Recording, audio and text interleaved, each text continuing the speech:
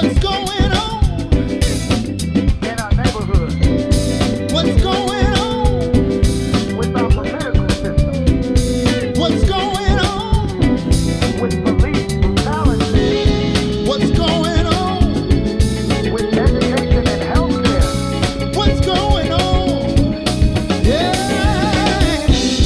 What's going on? What's going on? What's going on? What's going on? What's going on? What's going on? What's going on? What's going on? What's going on? What's going on? What's going on? Thin line between being a genius and insane. God, immortal. Yeah. Every minute I fight with lethargy, striving to be godly with an intelligence quotient that exceeds numerology. Scholar body honorary, school of prophet alum, anthropomorphized lessons so I can become the heartbeat of righteousness, the everyday fight to pump the blood of kings and breathe the breath of life. Moving up like Confederates and Yankee territories in the 17th century. But it's a thin line between divinity and iniquity. The Mason-Dixon hidden and complacent decisions can't escape the collision. Time be idle like Billy, party like a rock star, fall like that girl that used to endorse Trim Spa or Nirvana's lead vocalist, the clientele of the dream merchant like Mr. Chappelle. People think I'm sick in the mind and leave the comforts of Babylon behind and book flights on airlines to Africa. Traveling the globe, accomplishing goals like Ronaldinho. The victim of a level 12 quake, I rise through the wreckage, repairing brain damage and striving for perfection. Your mind can be your worst antagonist or a true pal, and you shall become legendary and futile. Decisions of a god in training on a daily basis. I nap purposely, trying to escape it. The thin line between the mastermind and the man of the master. Which one are you after? The thin line between being a legend and being the captor. Which one are you after? The thin line between the mastermind and the Welcome to the green side of things. What's happening, everybody? It's your man Sadeek. And I'm Cassiopeia, and we had to jump on the station real fast, and I wasn't ready. Hey, y'all. Don't What's mind happening? me. Talk to him. Don't mind Cassie. She just getting her. What is that now? Let's talk through this. Is that This is mascara. that's mascara and Yeah. on your eyelashes? On the eyelashes. On the eyelashes. Where else? Not the eyelids. It's not. I didn't- it's right. not- I'm just I was asking. just wondering. I was like, where else could it go? But I guess but- the lid. You know, we could put eyeshadow on. Okay. I don't know. And then which goes here. I have no idea. Right. And then you have eyeliner, which is crazy. Okay. Because it literally goes like right there. Like you take a pencil and literally like stab your eyelid, the edge of it, and put a liner on it so we can look like Cleopatra. Okay, I know nothing about any of that. Ryan, you don't know anything about putting on eyeliner or anything, do you? I know there's some people. Yeah, I don't either. I have no idea. So what's up out there, green side audience? How are you today? We need you to like Comment and share. everything. We need you to do it right now and invite some people around the lunch table today. Absolutely. We've got a great show for you, as we always do. We're going to dig into some stuff.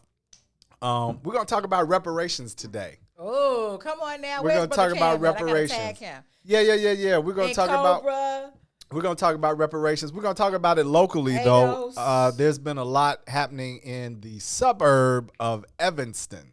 And they've been in the Yes. news for, at least at this level for maybe a couple years now. Yeah.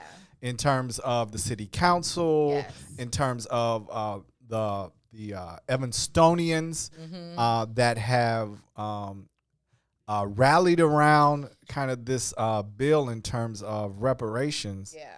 And we're going to talk to one of the fifth generation Evanstonians that's key to the community, Yeah. has been involved in disseminating information and has kind of been, I would say, on the front lines in terms of familiarizing the public outside of the Evanston pool, so to speak, about what's going on. So we're looking forward to speaking with her today. So, Yes. so we need you all to come on in the room. We see you there on YouTube. We see you out there in Facebook land. Facebook Live, we want you to like, comment, share. Yeah, do that right now. Share this with some people. Like, literally click the share button. That's what that means. That means literally comment, like, right now. Give us a little shout, a little hi. We'll shout you out. We'll thank you. And then, like, literally like it. You know what I'm saying? I gotta log in this so I can see everything. We got Sister Tigers out there. We got Africa Porter. What's happening, Africa? Hey. You know, it's such a treat when you get Africa listening in, because Africa could literally be anywhere in the world. She could be. And she might be anywhere. She could be with the Balanta people. That's true. Somewhere, like in Senegal. Or she could be in, like, the Aborigines of Australia. Right? Right, just documenting something. Right. Or she could be in North Korea. Yeah, she could be. She could be. You know, like seeing what's happening over there. Dictator. Is that a dictatorship? Well, yeah. I think America, we need to be a little careful right now what we calling people. Straight up. Yeah, the real talk though. The leader. Yeah, let's go with the leader. The leader. The leader. Yeah, absolutely. So shout out to everybody out there. Drop a comment in the box. Let us know you're listening. We love the fact that you guys are on the green side. Yeah. We just want to chop it up. It's Tuesday. Cassie, how was your weekend? My weekend was good. We took the family out. We tried to do stuff, every weekend. And we went and got some. We took the kids. We wanted to go to Rotary Sushi. Okay. I love sushi, by the way. I know. Hey, Tammy. It's good to see you. They got to talk about vegan sushi. Hey, Shaka. We went to this Rotary. I'm not going to name the spot. Okay. Yeah. They need to start handing us some cash or something. It was bad. Bad. No, you can name them. No, don't. Any type of advertising is good advertising. Yeah, people just going in just to see how bad it is. That could be right. It could just be me. I don't want to stop nothing. I don't want to. Right. I push it if I love it. But if I don't like it, that could just be me. Like the rest of the family, they was cool with it. I was not. I am a sushi snob. Apparently, I'm a sushi snob. I want the freshest. Like I want you to have just to. Like, caught the fish with your hand from the deep blue sea. So why don't you just put rice on the fish's back and lick it? Why even go through all of that? You don't want it? That's a little too fresh? That's too fresh. Okay. I mean, I'm just saying. Go ahead, get it out. Get it out, do that. Okay. What's the things called? The scales off. The scales off. Get it out of that. Just, okay. A little prep work. You don't want it super fresh. No, just a little prep. A little prep work. Okay. But I definitely don't want your fish that you put in the freezer for a few days and then you brought it back out and then tried to. First of all, sushi's not seasoned. Like if it was like, what is this? It was minced. And it tastes like black pepper was in it. I'm like, is this hood sushi? It was minced. You sure it wasn't ceviche? No, it was tuna. Okay. It was minced, like literally they minced the tuna. So it was like a little paste on top of the rice. That ain't how sushi is. Stop. Time out. I'm already good when we start talking about fish. Now you talking about minced tuna. Right, but I don't know. What was dope, and we were going to go to another spot, but the wait was longer, and I think that they had a higher quality and hence the the wait. So the whole thing with Rotary is that they actually have it on a conveyor belt that goes past every booth. Oh, okay. And then you could just open up the thing, and they got little signs, and then they're right next to each other, and you pick out what you want. Okay. Yeah, that sounds good. But before that, we went to a bakery. Good stuff, huh? Southside? Amazing. No, North side. Still in China because we was going for the sushi. Oh, so it was in Chinatown. And Chinatown got a French bakery, and it owned by Chinese. Now that's what I'm talking about. That's what we got to do as black people. On some French bakeries. Listen. Don't go to the French master. We got a French bakery. We got Brown Sugar. We got Brown Sugar Bakery. Amazing. Absolutely. And right, we got our own authentic They super, stuff. y'all. Shout out to Brown Sugar Bakery. Of course, love Stephanie. them. Love them. Stephanie, she's awesome. Yeah, but I'm saying, though, like, Chinatown's like, I'm not going to no French pastry spot. We're going to learn it on our own. But let me say something. And put it in our spot. I feel like Chinatown's slipping. How so? Hey, shout out to Chinatown. Keep it Chinese. Kick that French bakery out of there. Hey, like, we want all these coins. Why should you now go? Because there's a cultural exchange that I think is great that people enjoy. But they was like, look, if I could get y'all to keep more of these dollars inside of Chinatown. If I want a French bakery, I want to go to Frenchtown. Yeah, theirs was just like France. I want. It was amazing. I was like, what? It was literally like Like Whoa. There's no best visual. quality. Did you? We already talking. Oh, they can't crap. see us. My bad. I just been a Oh, that's why y'all been popping in and out. Dang, y'all. It was like radio. Yeah, we was my radio bad. for a minute. Ryan, what's up with that? You weren't gonna tell us? That's my bad. You super producer. We jumped in, wasn't ready, and I just got the top. Y'all got to see Ryan with these locks, and when he put the headphones on, it literally he's back there looking like he looked like Jesus straight up. Come on now. It Come like on straight now, up. Jesus. He looked like. There we go. Thank you. Who said that? Come on, Jesus. who my said bad, that? y'all. So y'all ain't even see me putting on my makeup. That's Andrea. Hey, bad. look, everybody's like, hey, there y'all go. Hey, sorry about that, y'all. So sorry. It's Tuesday. So sorry. It's Tuesday. So this weekend, and we on the wrong side. I got we'll figure that out. I got it. beat by my daughter in jacks. Oh, okay. As she should. Yeah, I got slammed. So Slam. yeah, I didn't grow up playing jacks, so I don't know about that. So Cassie, I got a couple quick things I want to run through. You want to run through these with me? Yeah, sure. Okay. All right, y'all. And then y'all type in the comments. I'm curious about how y'all feel. First of all, anybody out there get their stimulus check yet? Man, I know somebody that did. You do? I know. Can we call them? I need a little lunch money. Hey, Cassie's friend that got your stymie. Holla at the green side. We talking about you off air, so it's no secrets in What here. you gonna get with your stimulus check? Nothing.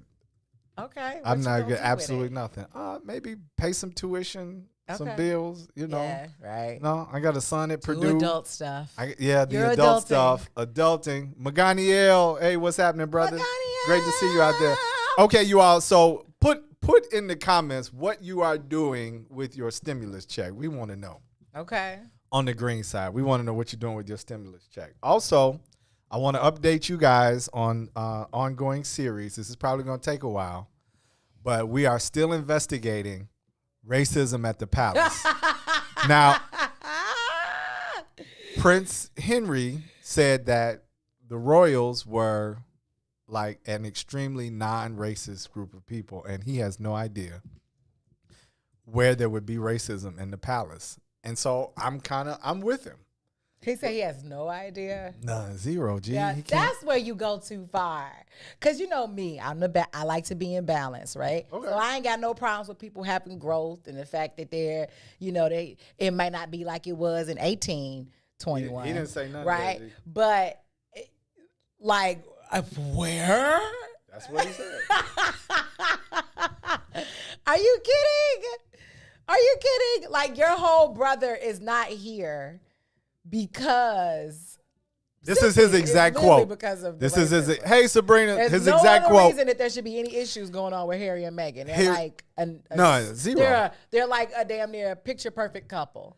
The Prince William says, and I quote, "The royals are very much not a racist family," and I feel him on that. Because honestly, G, I can't think of any more of a level playing field and race-free environment than the I palace can't with you. in the middle of Europe. In the middle of Europe, where Buckingham where itself. racism was birthed. I'm with William. If y'all could just help me out, because you know what, I have for too long taken kind of this really pro-black militant. I'm seeking to be more balanced too. I actually want to have William on. We Like should. in his quote, we really should. William, William, come on on. and talk to us on the green side of things. Please. Because he says, again, the royals, the whole family, Charles, all the people that are in the, because it's a lot of people in the royal family. Get it? Uh-huh. The royals are very much not a racist family. And I'm inclined to believe them. So we're doing this investigation, Cassie and I. And we will actually, at one point, need a we're going to trench coat. fly to London. And a spyglass. And we want you all to help us find racism in the palace, because apparently There is none. there is none. They're a very non-racist family. That's what's up, William. Yeah, that's what's up. And I'm kind of like, if there of all of the level playing field, of all of the just like places where you could be in a supportive We environment. need to go have a cookout. Let's do that. Let's do that. This is what we're trying to do. We are going to help them out And at the invite palace. Karen. We cooking out at Buckingham. God. Barbecue grills, There ain't no rate. the Let's whole go. 9 Let's yard, get it. grape Kool-Aid. Let's do it. Let's go. Let's do it. Because they not racist, and I'm inclined to believe them. And accidentally spilled some barbecue sauce I'm on inclined the to believe queen's suit, on her monochromatic suits. It'd be so one She be color. in there, It'd be don't it? like, That's God, part of can the we marketing break up piece. some of this? So we're gonna try to find a little racism at the palace. I know it's gonna be tough because of all places on the earth. I think that Buckingham Palace is pretty much at this point race free. I can't. I mean, really. Y'all see the serious face that he got? I think it's pretty much race free. So I'm loving it. So you all, word on the street is that the palace is shut down. I can't mess with Brother King out there. Michael Allen. What's up, family? What's up, Big? What's up, Mike? Hey, Tammy Jackson said, What'd she I say? don't think I'm getting one. A stimulus check. Oh no, you getting one, Tammy? You getting one? Hey, if you don't get one, write us on the green side. We doing that too. We looking for stimulus checks. We looking for stimulus checks and racism at In the palace. And speaking of, Maganiel says some of their best friends are Negroes. I got some Negro friends Definitely too. had that in that picture. I told you the sister had on the Ankara top. She had braids. They found the richest, the melanin sister that they can find. It was like, hey. Get in this picture. Because we're the least racist family on the planet. I mean, absolutely. So look, y'all, before You. I want to come out of the Keisha. stimulus. I'm not gonna talk about. I think I'll talk about the Kobe Bryant thing at the end of the show. But I got to do this right now out of the stimulus check. Mm-hmm. Did you hear Kurt Franklin? Jeez Louise. Did y'all? I read it. I need to hear it. I need to hear the tonations because I read what he said to his son. Hey, Ryan. Hey, Ryan. Look, that's that bronze level that Mavis is talking about. Worth his weight in bronze. he worth his weight in nickel. Can you play Hey, that Kirk Ryan, Franklin? can you play? For those of you that didn't hear it, wait, let's set this up. Let's be honest. Okay. Kurt was having some issues with his son. He's been, from my understanding, it's been years. It's been years, so this is nothing new, except the fact that his son recorded it. Pate. And in the words of Kurt Franklin, family, let's play His it. son is like, I need some of this recognition. Right. Yeah. And the son's followers went up after this. Oh, of course they did. Ryan, we ready? How would they not? Let's go ahead. Hey, everybody, and shout out to our super producer, Ron. He is worth his weight in nickel. That man is, huh? It's not even a medal. It's not? It's not even an Olympic. Like, Worth his weight in wood. That's my main man. No, we just love tease. you, He's like, Ron. I'm glad I didn't hear that. No, Ron is straight worth his weight in gold. You ready? All right, let's do it. This is Kurt Franklin, you all, with his son.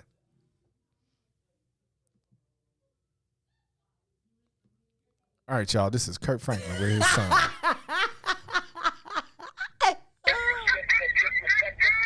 Get your skinny motherfucking ass back out the goddamn way before I put my foot in your ass. Because I dare you. I dare you. I dare you. I dare you. Shut the fuck up. I'm old. Sir. I will punch your neck, nigga. Don't you ever disrespect me. I did it. On God's family. Gee. First of all, Kurt Franklin, I love you. All 5'2" of you. I love you and appreciate you because sometimes your kids can frustrate you. So, hey, y'all, put it in the comments. Welcome to the room. Welcome, y'all. Come on in. How many of you all have a problem with Kurt cussing his son out? He said, I'll beat your mother. You so stupid. I love it. Cassie, what you think? Like listening to it, he just like, I think we've all been there. You been there with MJ? Close. Close. Yeah, I had to walk out. Had to walk out. Yeah, I had to walk out. Not recently. Not recently. When he was like a little, he was mellow. even younger. Now So maybe it's worse. This I don't kid, know. keep in mind now, this kid is 32. He's grown. He's definitely grown. Oh yeah, 30, something like that. Oh, I didn't realize he was that. Like he was grown. Yeah, he grown. This He ain't not no even in his- teenager. or in lower 20s. Nah, well, he might, you 28, 29, something Okay, like that. but yeah, he grown. It's like what? Right. How y'all feel about that? Put it in the, let's see what McGoniel says. Punk moved by his son. Yeah, tape recording your dad, trying to get some sympathy. You know what I mean? Because you know your father's a gospel artist. Oh yeah. You know what I So mean? you trying to ruin his career. You trying to, ruin his and I don't know if you can reputation. really, we love Kurt Franklin. He survived the sex tape scandal and everything. Well, you know, we're in the cancel culture age, right? And so he might think that, but what he's not realizing is that Kirk Franklin's followers are not younger millennials and slash zennials. Right. His followers are Generation Xers who support all of that. Matter of fact, you probably gained your dad more followers than he had before because it's like, that's what's up. And I'm going to buy his new album. I enjoyed it. They I probably thoroughly like- enjoyed when Kirk said, I will Spin kick around, your spoil mother. the child. Like, they probably like all in, like, yeah, because you don't know, you don't realize that Kirk Franklin got that in him. He a little dude and he is a choir director. So That's you probably might part of so it, too. now that probably you just gave your father all the patriarchy manhood. Kurt was like, let me tell you that something. Baby boomers and Generation Xers have been looking for to hear about Kirk Franklin for the longest. They like, oh yeah, there we go. Kurt was like, let me tell you something. Let me tell you something. I will get on this step stool. And I will get in your. Boy, if I got to pull my step stool out one more time. Listen. Ryan, was that your first time hearing it? Nah, we did it. We talked about it on the Don show this You morning. talked about it on. Oh, that's right. That's How you right. What feel was? How about do you it? feel about it? I mean, it's a father and a son conversation. Those happen all the time. Yeah. It's usually some cussing and hollering And involved. foot on the necks. I will break your. Break your butt. That's I how will your. That's send how your your father ass- talked to you. I've had it come probably once, Mm-hmm. He went Kurt Franklin on you, huh? but all black families have had it. So it's like I don't know. Ryan got called off the air, everybody. We straightening up things around here. He got to be the silent producer.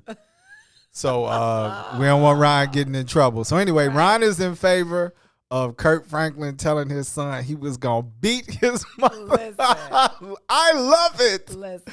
You hear me? I want all to he get the new did- album. All he I'm- did was make millennials Hey. follow him that weren't following Kirk Franklin in the first place. Listen, I've been playing Kurt Franklin albums ever since this dropped. You want a revolution?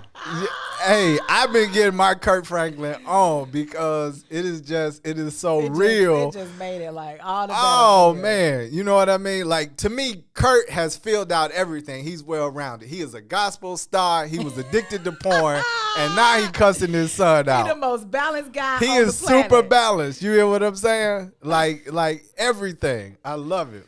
That's funny. So yeah, the whole Kurt Franklin piece. So listen, guys, we what did Garden say? I didn't have it with my dad. He would have killed me. Yeah. But you gotta understand too now. What's Kurt Franklin like? Like 5'1"? Probably. He gotta talk a little extra. You definitely understand? does. He gotta talk a little Definitely extra. he definitely, I'm sure, has a little man complex. Yeah. Well, I didn't. Now, Kurt, I didn't say that because I don't want you to call the green side. You understand? Where's Cassie? Mama say, Mama sa, Mama kusa. Family, are you with me? Listen, I didn't. Someone asked the question.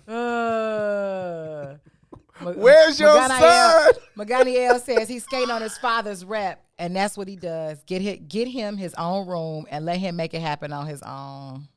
Yeah. What up, Fallon? Girl? Fallon, Hey. you tell us. Have you heard the Kirk Franklin cuss out session to his son? And what do you feel about it? Because she's younger. She's kind of in Right. that generation. Okay. So I Yeah, want to know Fallon, how she you feel feels about the it. cuss out? Like, yeah. Again, I'm just going to go on record and say I personally enjoyed the disclosure. Disclosure. The disclosure. Kurt, ain't nobody mad at you. You hear what I'm saying? Kurt, we love you. The issue to cancel Kirk, it didn't turn out for his son. This might have just put Kurt back on the map. Like, I want to hear the new album. We can't wait. I can't wait. We can't wait for an interview, for any music. I can't wait for him to be back on the stage. Where are the NAACP Image Awards? All of that. I want Kurt back on the stage. I want everybody to know that the Lord is in the healing business, and he go after Kurt get through cussing you out. But his son achieved what he wanted to achieve. What we did think he really? wanted I was to gonna achieve, say to get followers, but probably not. I mean, I'm sure that there's some real stuff going on because when in the articles that I've listen to, he talks about, actually in his post, he's saying this is why I don't mess with him, this is why I don't talk to him, and I don't see myself talking to him. Hey, Fallon said she hadn't heard about it. She's an old soul. Stomp was a hit though. I can't. So you gotta listen, Fallon. He cussed his son all the way out.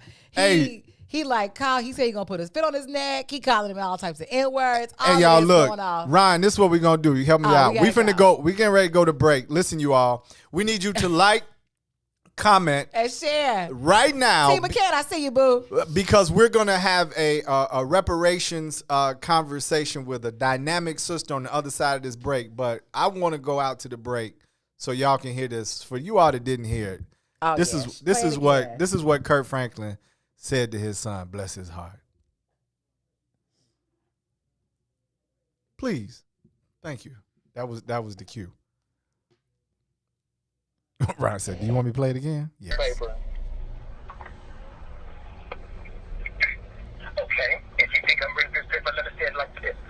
When your bitch ass starts getting shit that disrespected, you need to get your skinny motherfucking ass back out the goddamn way before I put my foot in your ass. Because I dare you. I dare you. I dare you. I dare you. Shut the fuck up. I'm old. Shut up. I will punch your neck, nigga. I did it. Who's laughing in the background? The person that know it was for sure. Hey, listen. It's the green side of things. We'll see you on the other side. GP, are you with me? WIFTDPM.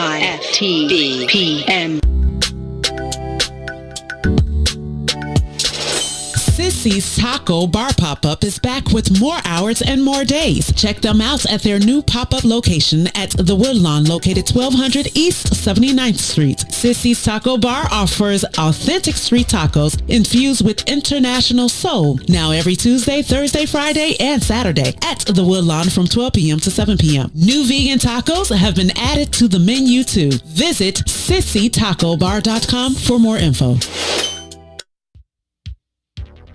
Parenting in a Pandemic, powered by the Chicagoland Mom Squad, hosted by me, Tennille Jackson. Today's guest will be Beulah McLeod. We know her and love her first and foremost here at What's in It for the Black People Media. We also know her and love her in the Chicagoland Mom Squad. Her life's work has been about leveling the playing field so that no matter what a child's zip code or economic status might be, he or she would have access to high quality education. What principles and values have been the most important for you when it comes to raising your daughter? First of all, consistency, discipline, boundaries with a lot of love, right? So from the time Asia was young, like she had a bedtime. We would say that again out loud for the people in the back. She had a bedtime.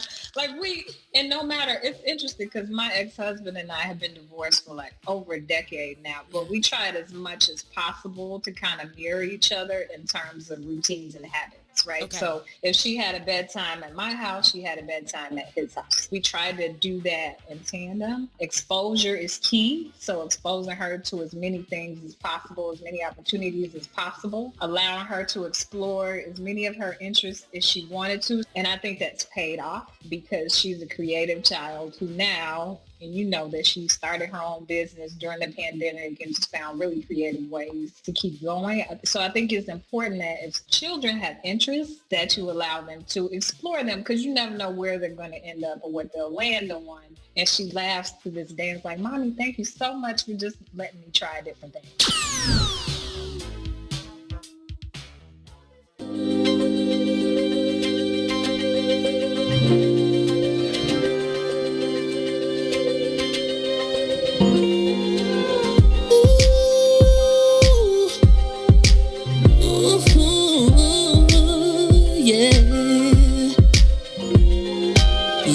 at your 6-inch heel, sexy dress, looking fabulous. Got my necktie, matching cufflinks. We so classy. Tell me what you're drinking on. I'll pay this time. Relax, unwind. It's about that time. See if your heart in love like mine.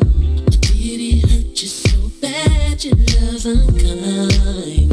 I wanna see what you're feeling. Oh, don't disguise your feelings. In the name of love, girl, you deserve a man that'll fight for ya, make everything alright for ya.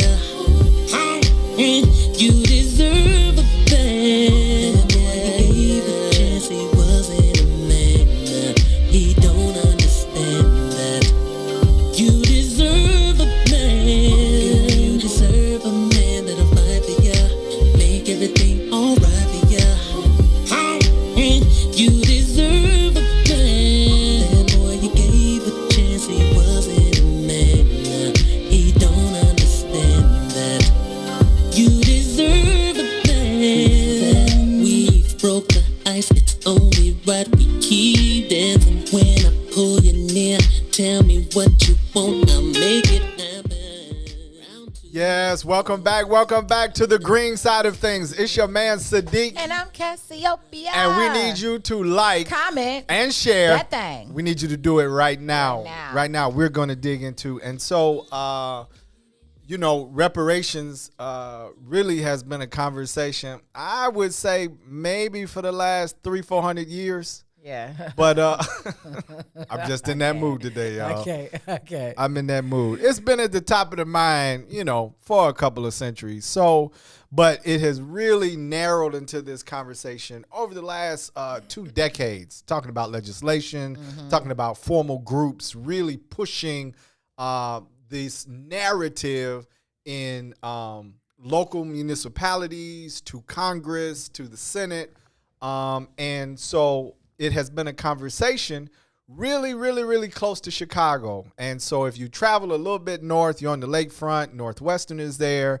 You're going to pass Howard Street, I believe, and you enter the township of Evanston. And Evanston is a place where they have been having a reparations conversation, so to speak. And so we have a sister that is on with us. Yeah. And she is here today. All right. And Donna, I'm gonna make sure that I get this right, and you can tell me. And our sister's name is Indona Mubuyai. How did I do with that? You actually did perfect. Most people, Can you hear us? stutter and all other stuff. Yeah. Are you on mute, sis? No, I'm off mute. Oh, there okay. we Can go. you hear There us? we go. Yeah, I can hear you. Okay. So how did I do But with apparently there's a Mubu? delay. Oh, yeah, no problem. But how did I do with Mubuyai? You did perfect. Oh, wonderful. Yay. So this is this young lady is we actually met maybe a couple years ago. She is a phenomenal woman. She is an Evanstonian, and she is going to talk to us today about what's going on in Evanston. But tell us a little bit, give us some background. And just to give you a little background on her, she is a financial and business consultant. She is a wife. She is a mother. She's got 2 children that are in the Evanston school system. They go to Evanston Township High School, if I am correct. So she is like super involved, not just from a resident, but as a mom. I don't know if I want to call her an activist, because I don't know if she accepts that term or not, but she's just tremendous. I'm an activist. Oh, okay. Well, there we go. She is an activist and just all around super sister. And as we are still inside of Black Women's History Month, I put the black on it because I know it's Women's History Month, but as far as I'm concerned, it's about Black women. Come on. She is one of those super awesome sisters that we are featuring on the green side of things. So, Indona, talk to us. Tell us about yourself, and then let's start this reparations conversation. What's up with that? All right. Perfect. So just a little bit more about myself. So I've worked as a licensed stockbroker on Wall Street for many years. I'm also a translator and interpreter. I speak 4 languages fluently. Here in Evanston, I have a STEAM nonprofit organization that focuses on educating Black and Brown children and also introducing them to different African languages and dialects, and also music of the continent. In addition to that, I have a grassroots organization called Our Village, the Black Evanstonian, where we focus on the issues that affect our community the most. And our organization is led by legacy Black Evanstonians, at least 3 generations. Myself, I am the 5th generation of the Perrin family, and my family came to Evanston in the late 1800s. Wow, that is so awesome. That is so awesome. 5th generation. And I'm going to throw this in here just so the audience, but when we had a couple of meetings a few years ago, you were so gracious, you and your, I would say, partners and cohorts, to bring vegan African food. And I just want to say again, I've never forgotten it. I appreciate it. And I'm a foodie, and it was wonderful. So. Sister and Donna, what did you cook? What did y'all have? Well, I didn't cook. She didn't one of make my it. friends, Right. Yeah, one of my very close friends, whose husband is actually a world-renowned musician in the Congo, very well known in Europe and in Africa. His wife actually made all of the dishes. And Congo has some of the, well, in my opinion, the best vegan dishes. We have cassava leaves, biteku teku, which is like it's callaloo, which is what people in Jamaica call it. So biteku teku in Congo in Jamaica's callaloo. There's also ngai ngai, which I believe West Africans call bitter leaves. It's a sour leaf. There's also another leaf called fumbwa, which when it's cut up, it looks like grass and they dry it, but it's very good with peanut butter. But there are so many vegan dishes, but then also there are other dishes that are very high in protein, such as, based on, with beans. And there's a dish called sakamadesu, which is beans with cassava leaves and palm oil, which is good. To die for. That just sounds good. The name. And I'm going to be spending the summer in Congo this year. Yeah, I'm going to be in Congo this summer. Ooh. Oh wow. So we have to hook up outside of the show. So this is such a well-rounded sister. So let's have this conversation. Give us a little background on this reparations platform in Evanston.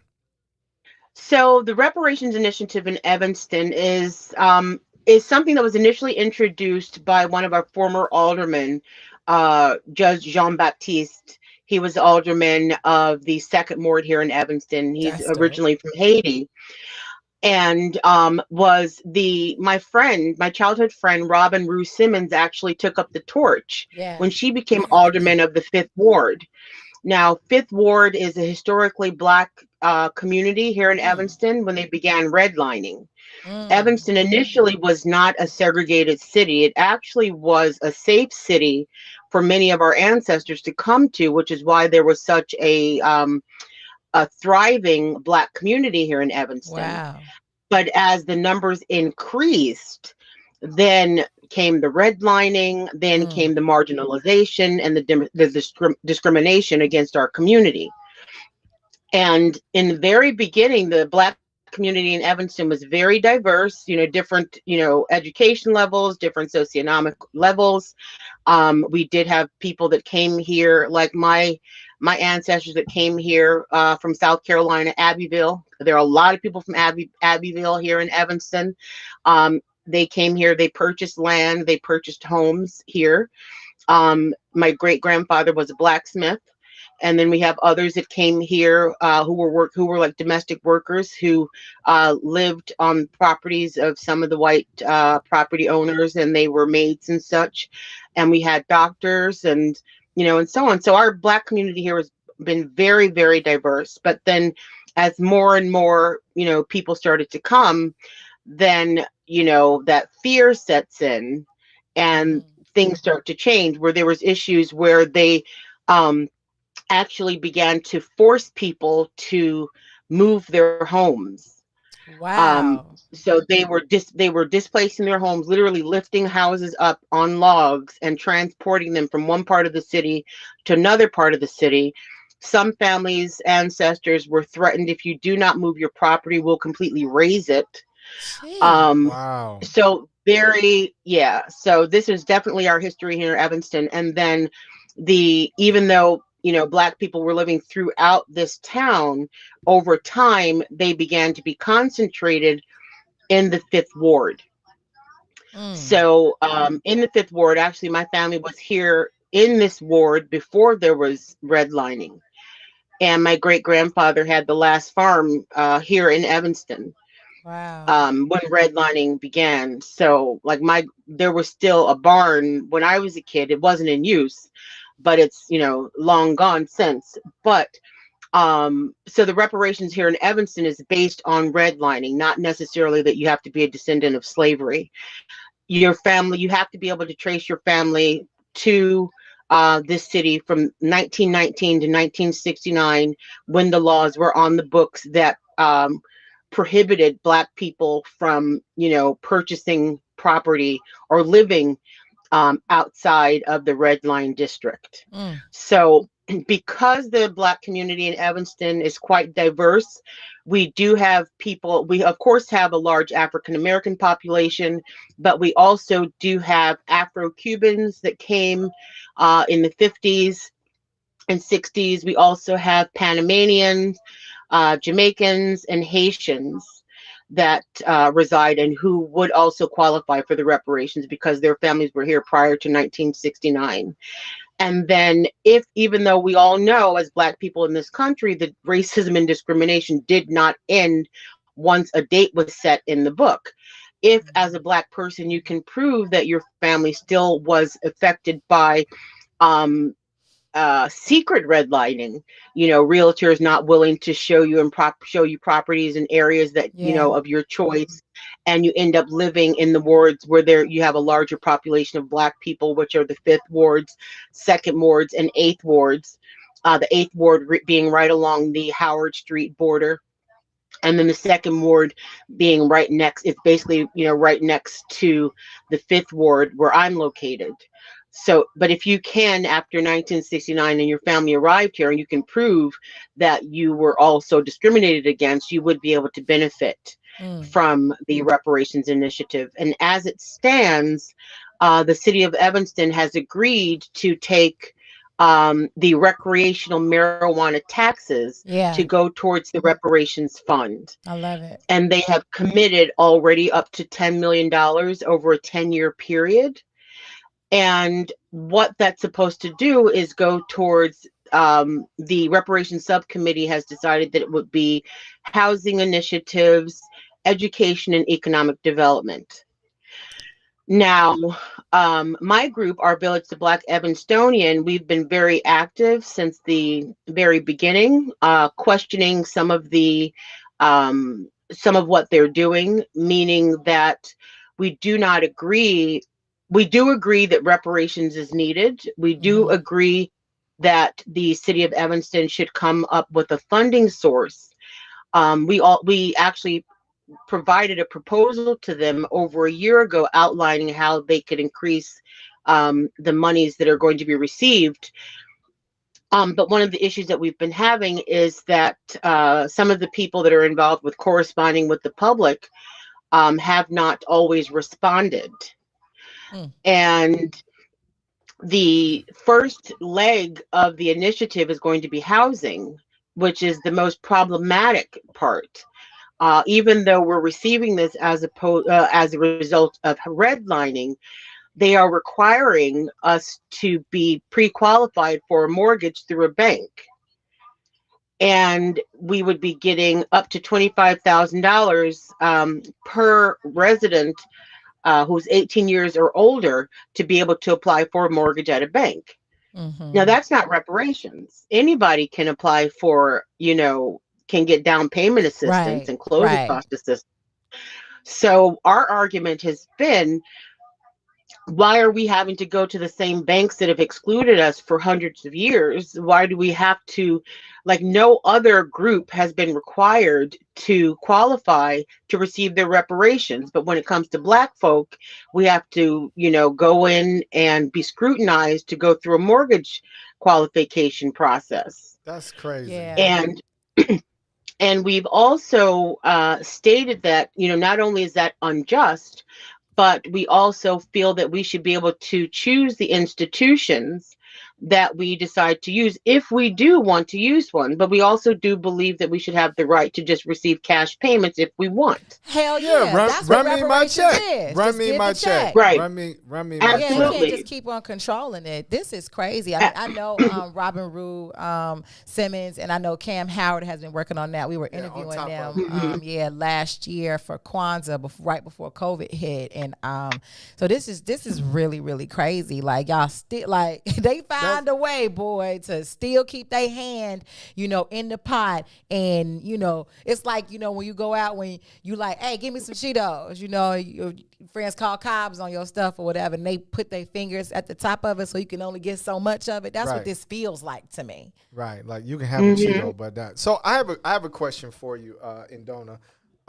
Yes. So let's say that because part of this is, right, you have to prove certain things, right, in order to even be eligible, right? You have to prove discrimination based on the law books. You have to prove that your family was in a certain position during a certain amount of time. If I'm a Evanstonian, and I may have well lived through this, but let's say I'm at the socioeconomic ladder where I got to work. I don't have time to do my own research, hire a lawyer to prove certain things.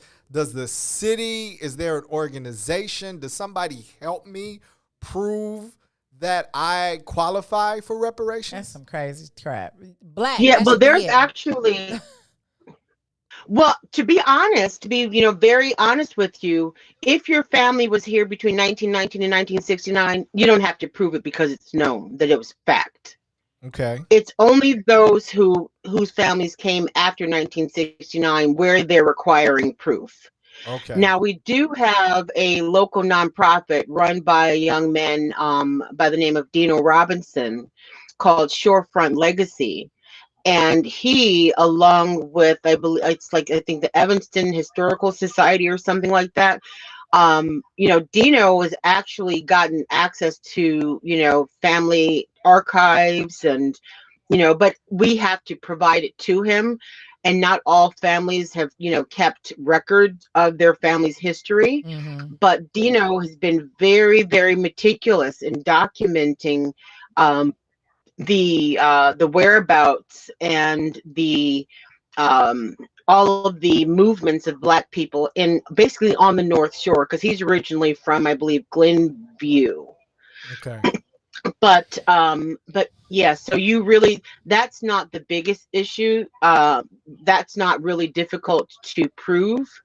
The biggest issue that we're having is that $10 million, even though they know that it's not enough. I was gonna say it's not even a lot of money. Yeah, it's not. Even the housing portion is only $400,000. Oh wow! And as it stands, I believe, wait. All together, it's $400,000. All together, not per person. $400,000. No, $25,000 max per person. Okay. Which basically, that's break not even it down, 20 people, right? No, it's about maybe 15, 16 people. That's crazy. I mean, I know you're serious, but I just have to say this. Are you serious? Like, yeah. Like, okay, so $400,000 is allocated toward housing at a $25,000 cap, which means you could get under $25,000 based on whatever your case is. Right? Am I reading that wrong? Does everybody? No. You can get. Yeah, you could get up to $25,000. Yes, but it's either for down payment assistance, renovation on a home if you still own your house, or mortgage payment assistance. So those are the three options. But the issue there is that we do have a lot of seniors who have either lost their homes or sold their homes. And we also have a lot of seniors that are living in senior housing here in Evanston, Jacob Blake Manor, Prim Towers, as well as I can't remember the name of the other place. But so we have three major senior living facilities. And what about them? So many of us are advocating that our seniors should be able to get, cash. Yeah. Yeah, absolutely. Absolutely. And even younger people, because we shouldn't, like I've said over and over again, when it came to the Japanese, when it came to the Jewish community, when it came to Native Americans, when it came to even the nations where our government has gone over and created massive chaos, right? And our government has given money to those countries, just like annually the U.S. government sends billions of dollars to Israel.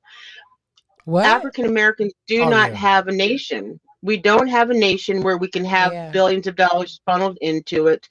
We do not, no one else has been required to do a credit application. But when it comes to Black folks, we're we have to have our credit worthiness checked. So how is the funds dispersed to different Native American communities? Is it because they do have like some type of nation that is on the book somewhere and it's given to that particular leader? Yeah. How does that work? Yep. Okay. That's exactly how it works. So, and unfortunately, us as African Americans, we don't have that. Can we form something? I know I'm jumping way out of the conversation, but can we? What do we need to form? A legal group or something like that. So like the Reparations Nation of, I don't know. Yeah. Because this sounds absolutely ridiculous to me. So this is what I think, and I know if I would have said this a certain way, I might have gotten a lot of backlash. But we got a Nation of Islam leader. We have Hebrew leaders. We have large, like kind of religious sectors, Ifa leaders. Could they come together and form some level of a nation that help, that it is the fiduciary responsibility for Black people in general in America? That, what, in a perfect world, yes. But when we look really deep into it, because so many of us have different beliefs, totally different belief systems, and there are conflicts even within our own community, right? Even when it comes to religion and even self-identification, we have issues. So, if we could one day come together to do that, that would be great. But then it also, what the question that would arise would be, if we want to receive something similar to what, we'll just say, the Jewish people, we don't have a land mass where all of us would be, willing to go to reside in order to have, because what they're doing here in Evanston is that they want to create services and programs. That's great, but those same services and programs could be available to anyone in Evanston, regardless of race and, discrimination. So it's not like you would be giving directly to Israel, where the Israeli government can allocate those funds specifically for Jewish people. Right. Such programs that they're trying to create in Evanston, that would be social programs, which are amazing, that we do need for our community. But there's no way that it can be made exclusively for Black people, because we're not in a town where we own the town. We're living amongst non-Black people here in Evanston. And there aren't that many of us to begin with. We're only, I think, about 16,000 at this point. Oh, wow. I know that there's lots of complexities as it comes to Black people's beliefs here in America. But as I'm thinking of as an example, though, that we could potentially mirror, that when you think about the Native Americans, there's lots of different nations and tribes. How does the government disperse to them? Are they dispersing to one unified nation, or are they dispersing separately to each? So that maybe that's it Fine. We got some that goes to the Nation of Islam. We got some that goes to the EFI community. We got some that goes to, the Baptist community. We got some that goes to the phone them. Real talk. Because phone them go get Man, theirs. let phone them get theirs. So Phone them go get theirs. That way they can leave everybody else Even if they don't give them some. Phone them go get theirs. Give it to them. Exactly. And they can start that culture right. And you can leave everybody else alone. Maybe that's the other discussion. Because it's about how to receive it. Yeah, because we aren't a homogeneous, people. Matter of fact, I mean, as we talk about the whole, transatlantic slave, issue. Right, trauma. Right. We were all mixed up purposefully so that we could not, or they thought that it would keep us from uniting, right? So, we are. We proving them wrong right now. Right. Me and Cassie sitting right here proving them wrong. We got y'all. Look, listen. We are talking with our sister in Dona. We are talking about reparations in Evanston. On the other side of the break in Dona, I want to talk about the original intent or the original writing of this legislation. Does it really match what is coming out now? And then I want to talk about some practical aspects of what's happening. So we're going to go to break. We need you all to like, comment, and share. That thing. Invite some more people around, specifically if you got some people that live in Evanston. We need you to go ahead, tag them in this conversation. We're going to take a break right now. You're on the green side of things with Sadeek and Cassiopeia. We'll see you on the other side. WIIFTBPM. Welcome to Inhale, Exhale, you guys. We're your health home girls, Dr. Tanks Lee and Danny Time. We are being joined today by a guest, Samantha Allen, who's going to work with us today about attachment styles. Preoccupied, anxious, that's more so a child that comes from a background where the parent or the caregiver was kind of all over the place. You didn't know what you were going to get, so you were clinging to them when you did have their attention, because sometimes I might have it, other times I might not. Because that it creates an anxiousness in the child, whereas when I get your attention, I want to hold on to it. I want to make sure, so I might cry when you leave, or I always want you around. I'm craving your attention. Mother-father relationship, the father passed away, now the mother is over busy, she's working all the time, she doesn't have as much attention as she once had for the children, so now this created an anxious attachment style. Those adults grow up more, considered more clingy in relationships, always wanting attention or feeling like I need to make sure we're okay, fear abandonment, fear that we might be breaking up or you might be leaving me alone, so I might check in with you more often, I might call you more. I just need to be assured that everything is okay with our relationship. That anxiousness part is the anxiety of the relationship, of always thinking something might be going wrong. If I called you, you don't answer. Are you upset with me? What did I do? Let's figure this out. Let's work this out. You're always kind of on edge about where your relationship will go. You get a piece of paper, write down the event, the thought, emotion, and then logic. So in this case, say that your boyfriend didn't text you back. Okay, that's the event. What is your thought? Oh, well, he doesn't care. What's your emotion? I feel unworthy. What's the logic? Well, maybe he's asleep. So you gotta do that. That's addressing some of the symptoms. But overall, you want to engage self-love and self-discovery, right? And just kind of reprogramming your subconscious.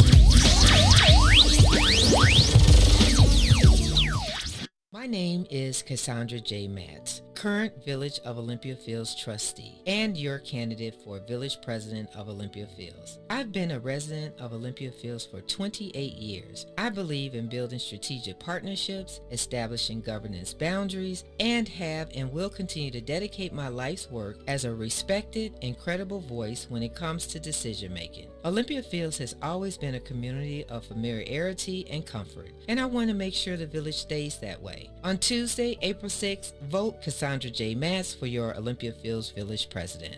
Paid for by Citizens for Cassandra J. Matz.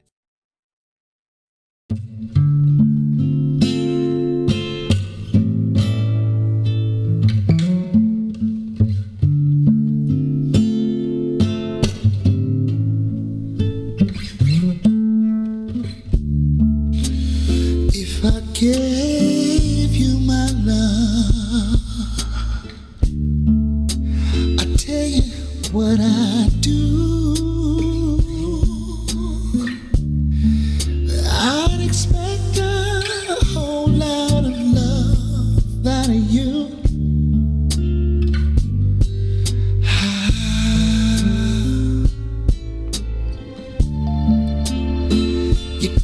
to treat me good, and I'll be good to you. There's a whole lot of things you and I could do, baby.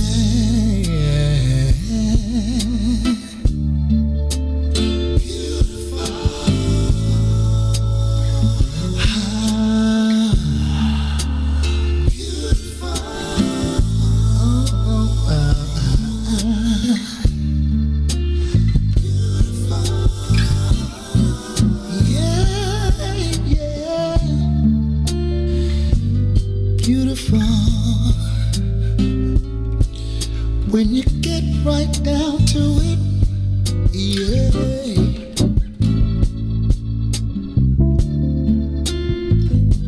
You're beautiful, and I wouldn't change one thing about you, yeah. Oh, 'cause you're beautiful, and I don't mind telling the world about you, yeah.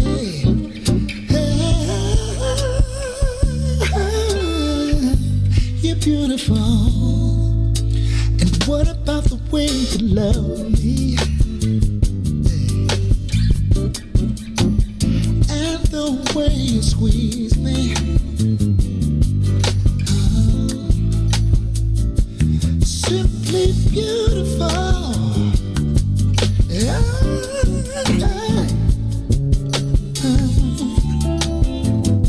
You're beautiful. When you needed me, yeah, I was right there by your side. Simply beautiful. Yeah.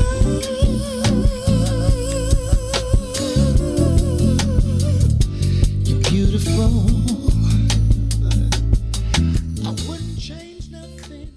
Come on, Cassie. All right, now we is back on the green side of things. It's Sadeek and Cassiopeia, and we need y'all to like, comment, and share that thing right now. We did the reverse. Did you like that? We switched it up. I want to We switched first it up. real quick. Right. Give our shout outs. Shout out to Boosie. We see you out there. She talking a whole lot. I'm gonna have to read some of that. Shaka. She talking about the Gabrielle. deplorable conditions in senior homes. It's crazy. Fallon, we thank y'all. Let me see who's up here watching on from YouTube. YouTube, go ahead, check in with us. Let us know that y'all there and watching. But we were just kind of just chopping it up, real here. I don't understand, right? She said that when too many black people started living in Evanston, they was like, here's what she said. She said it was actually a very nice place to live, and black people started moving there. But when more of us showed up, they reached their black white people quota. started to white They started to white, and they decided to put your whole house on logs and move it and roll your ass to the side of the city. Could I at least have been in my house, just regular knitting, whatever? And if y'all go do it, don't make me drive too. And Donna, you got to know this. Like a lot of times, humor was my comfort. Humor is my comfort. Mine too. Like sometimes you got to laugh at the fact that they literally gave you a notice and was like, "You moving Saturday? Don't worry about where. We gonna take you in your house." And these houses have basements because I don't think you could just do that in Chicago. All these brick homes in Chicago, you just can't move my house because you're gonna leave the whole basement. I don't think they cared.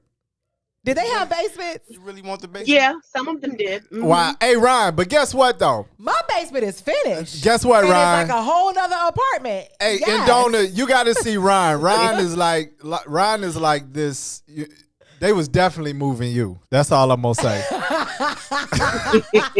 Ryan was. Don't worry about it. You can just stay in the bed. Don't even worry about it. Matter of fact, as soon as you cross Howard Street, they was like,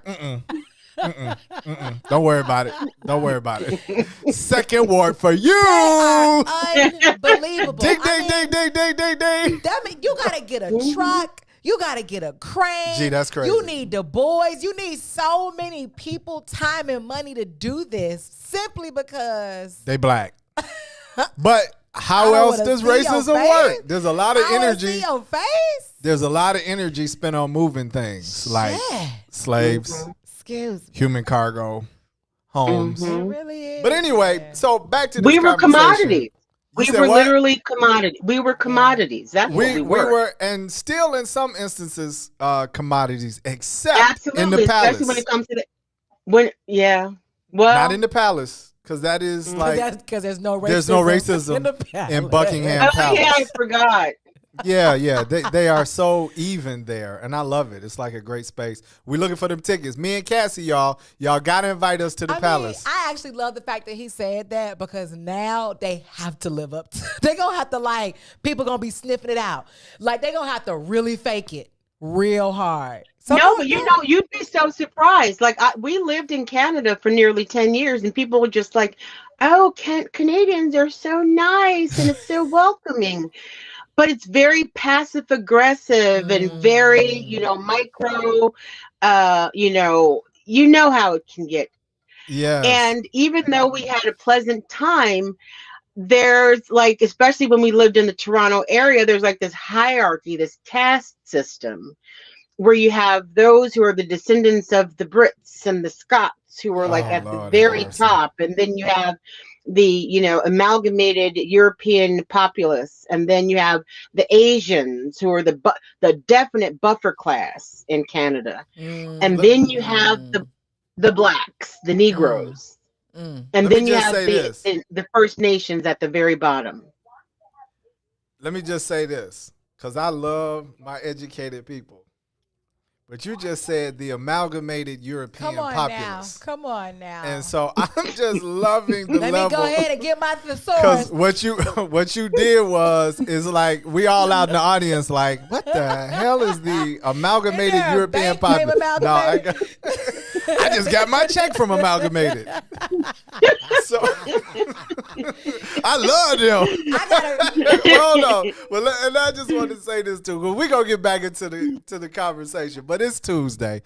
But you are Turn Up Tuesday. The club is going up. Club racism. Look, you said that that's a hot club. It's a hot club. It's happening. We do own it. We should really own it. We do own it. Club racism. All the money off of it.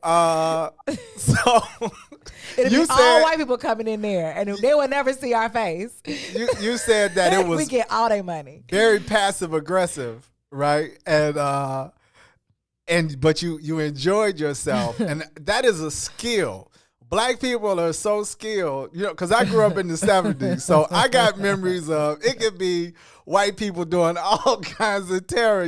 My grandmother would be like, "It's we're gonna have day. our fun.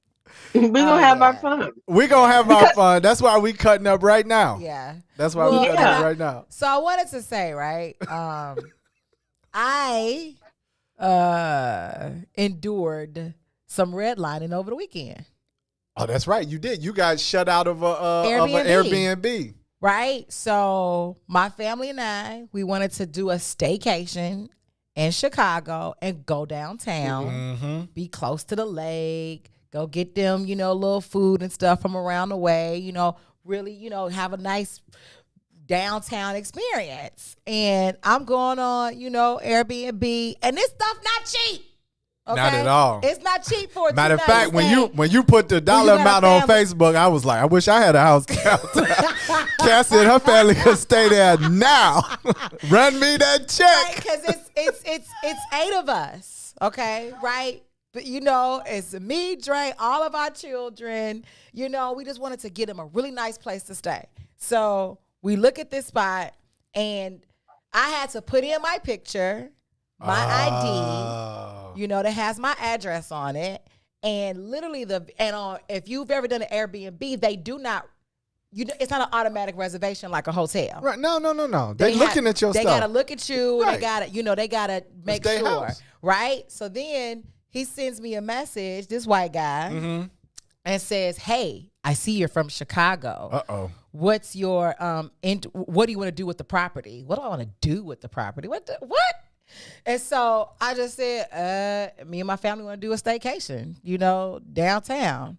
Oh, okay. Well, here are the house rules: no parties, blah blah blah blah, all this stuff. If you no barbecues, if you're loud after 9 p.m., the police could be called. You could be fined. All this stuff. Do you agree to the house? No rules? catfish fries. Right? I said I agree. So then. He then asked another question. Well, no, then he says, okay, well, then there's a $600 security deposit. We're already at $600 just for a 2-night stay. Right. So now you need $1,200. Right. I ain't getting no breakfast, no continental breakfast, nothing. Just the house. They're not even going to greet us. You know what I'm saying? So $600 security deposit. He was like, it's 100% refundable as long, as once after we've checked the house or whatever. As long as there's no activator on the couch. Go ahead. So I said, well, just to be sure, what all does this security deposit include? And he says, it's the house rules. And so I'm about to be like, all right, whatever. We ain't got no problem with the house rules. And I'm about to go ahead and say, okay, so we can book it. He immediately declines. He didn't wait 1 minute for me to even respond. He immediately declines. I reported him as discrimination. But then we looked for another house, found it. Okay, cool. That's beautiful. He owned that too. He owned 64 properties on Airbnb. Wow. Then found another one, a white chick, and her property. She took me through all of the questions. I gave her all of the same stuff. We went deeper. This is now a 3-hour conversation. At the very end, she's like, oh, I'm sorry. Due to unforeseen circumstances, we're not able to confirm you. I said, this some bull. You should have known after 3 hours.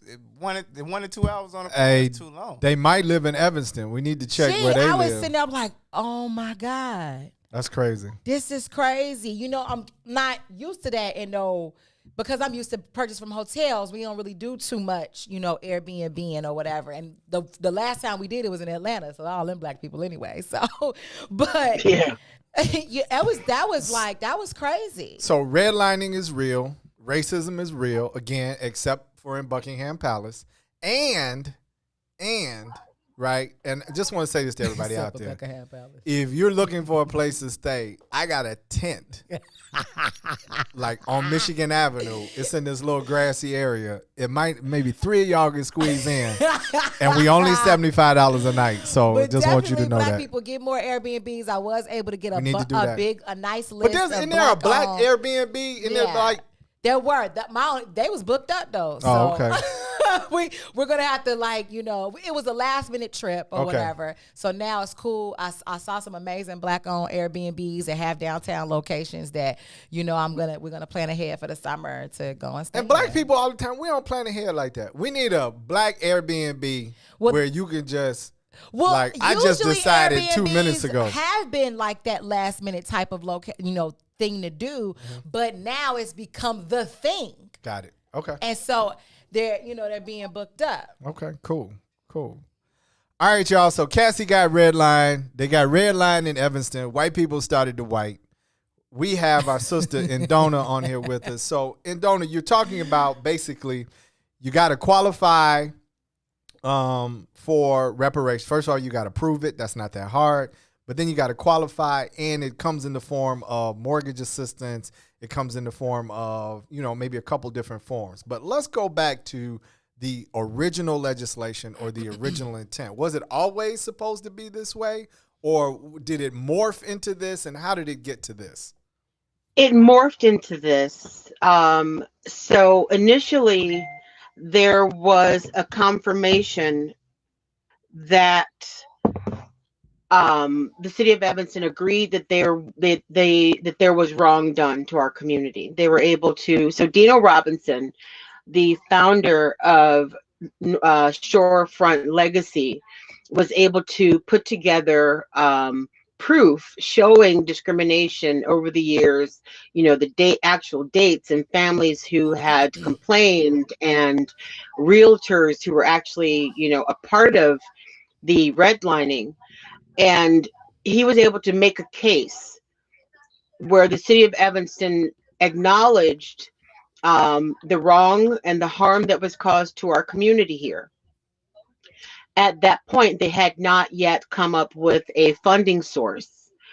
the one of our aldermen who was on the reparations subcommittee at present, Mrs. Ann Rainey, who has been an alderman in the second ward. She's a white woman who's been an alderman for over 30 years, who is no longer going to be alderman because my young brother Devon Reed is in the lead. She's gotten out in the the primaries, but he's still running against someone else. But she was able to come up with the funding source, which was the recreational marijuana. So once it became legal, then the city of Evanston accepted to utilize the recreational marijuana for the source for the funding of the reparations.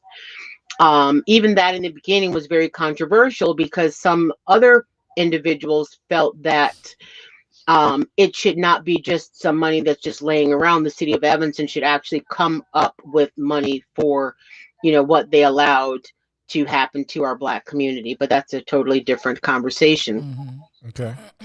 So once that was set, the Robin had a number of meetings here in town, trying to get the word out to our community, having community input, and the community filled out, surveys and outlined what they felt would be necessary to repair the community. Cash was one of them. Housing, because of the housing discrimination. Mm-hmm. Also services for our community and programs for our community. Health is also a major issue, as you all know, within the Black community. So these are things that were listed, but the overwhelming cry was for cash and for housing. Yeah. So that's why they started with that.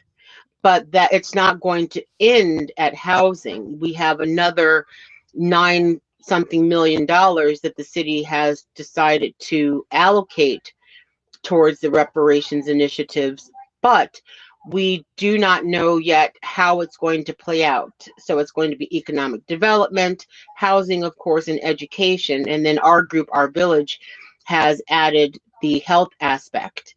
So what's taking place now is that the city of Evanston currently has two funds. There is a local nonprofit named the Evanston Community Foundation, who is actually receiving the money that's coming from MedMen. MedMen is the only dispensary that we have in Evanston. So once the 3% tax is received, then it's put into the Evanston Community Foundation. And in addition to that, there is another fund which is to be managed by the Reparations Advisory Committee, which is a group of community leaders that have been, placed by the current mayor, because we have a new mayor coming in, Daniel Bliss.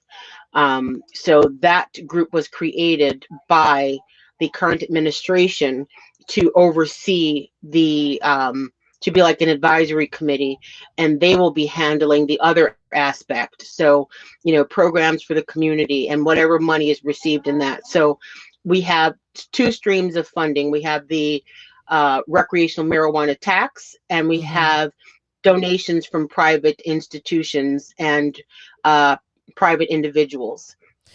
And hold on one second. Hold on one second.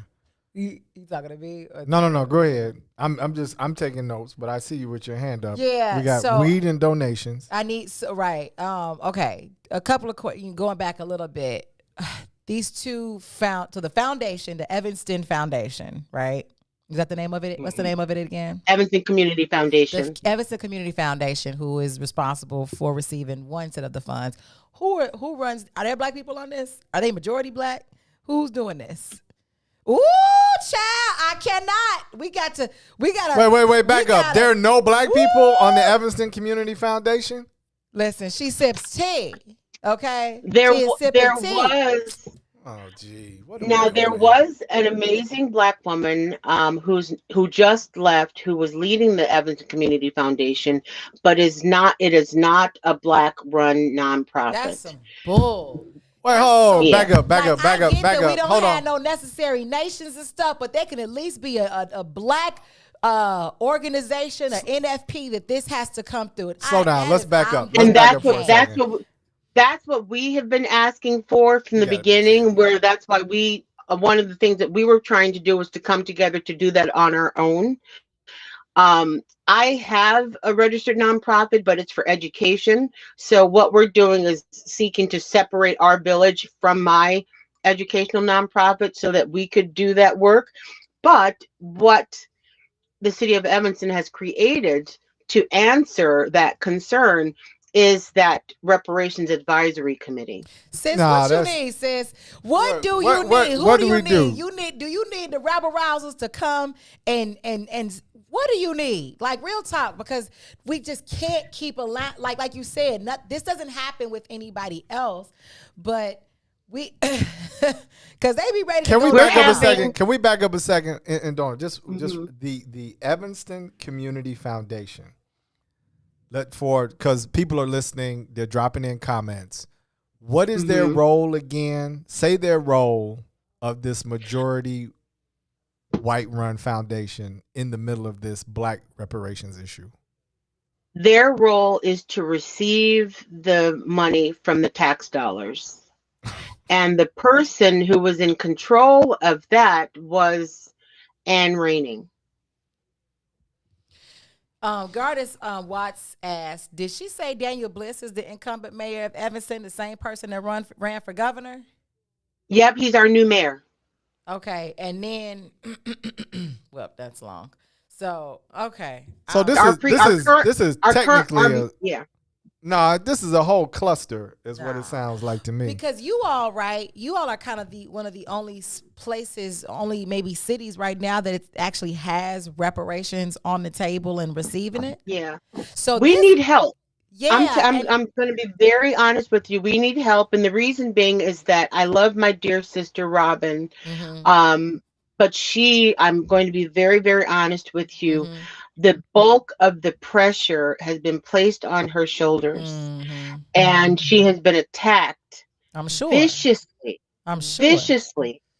So, I know that she has our community's, well-being in mind, and she's doing the best that she can, but she cannot stand alone, and we cannot allow people to tear her down the way that they have been tearing her down. Who's tearing her down? Black people or white people? Or both? Mostly black. Mostly black. That's Mostly what. black. See, because I felt that. Because nobody know, like you said, like when you're going up against a machine, you're going up against, like you all are going up as in front of systematic oppression, for real, and trying to convince it to own up to being an oppressor, and then also say give it back. Like what? That's like going up to the thief and be like, "Hey, thief, say you're a thief and give me back my jewels." From me. So I got a question. And I felt that it was mostly black. So like let's unravel this a little bit. What are the black people giving this sister a hard time about? So some of them have the same concerns that our group has had, but the way that they're going about it is they're tearing her down. Right.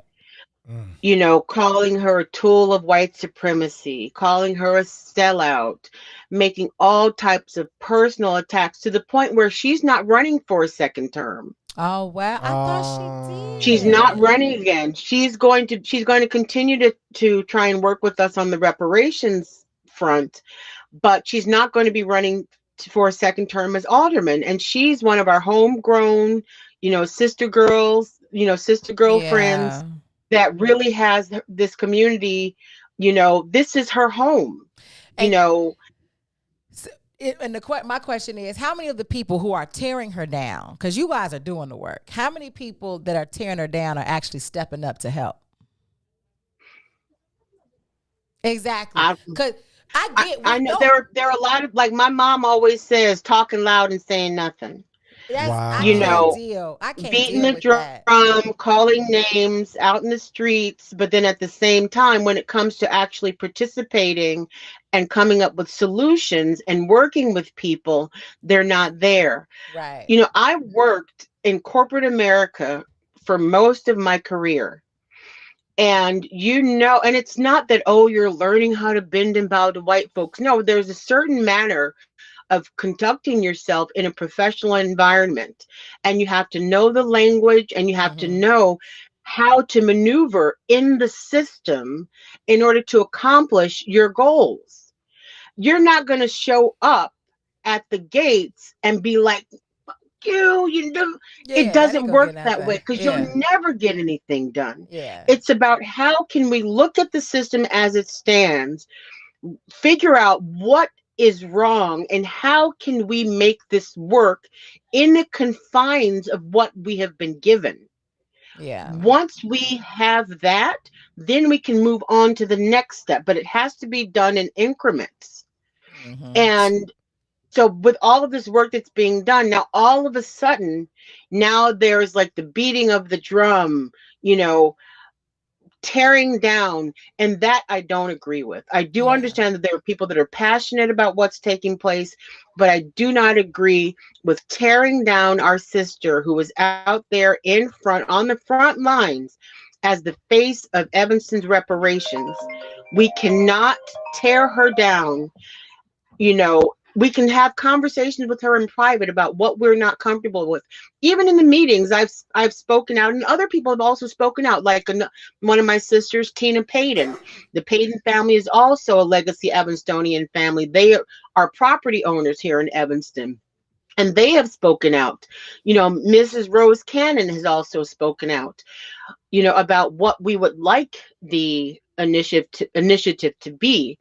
But we have to be capable of knowing the facts and working towards a solution that will work. And the reason why it's so detrimental that we do get support here in Evanston is if you watch the news nationwide, everyone is saying that the Evanston reparations can be the blueprint for the nation. Yes. That's what we do not want. So let's do not want those of us who are descendants of slavery in the United States of America to be given housing programs and social services. We want actual repair. I do understand that here in Evanston it's for redlining, but if they're going to try and use this as a blueprint for the nation, that's where it can become very dangerous for our brothers and sisters nationwide. Yeah, got it. So let's do this. We're up against the break. I want to come back. I know you committed to being with us until 2:30. Do you have a couple more minutes to stay with us? Sure. Okay. Want to wrap up. I want to talk about next steps, solutions, and how we can help. On the back. So listen, we need you to like, comment, right, and share, because we're having a very important conversation. It's close to home, right next to Chicago. We've got a tremendous sister on with us discussing this issue. You're on the green side of things with Sadeek and Cassiopeia. We'll be right back. WIIFTBPN. WIIFTBP. Media's just for you and me. WIIFTBP. Media's just for you and me.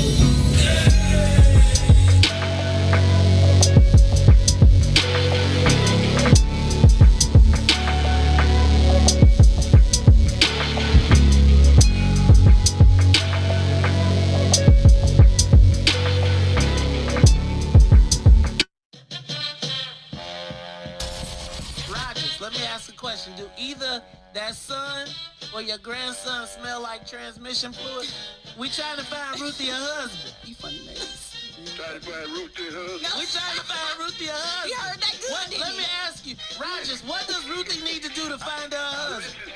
I listen to her little voice. I like that little passing voice she got. Hey, she say... I know you kind of small, ain't you? She said you got a pension? Huh? She said you got a pension? Look here. I'm coming down to where you on station located at? Where y'all located?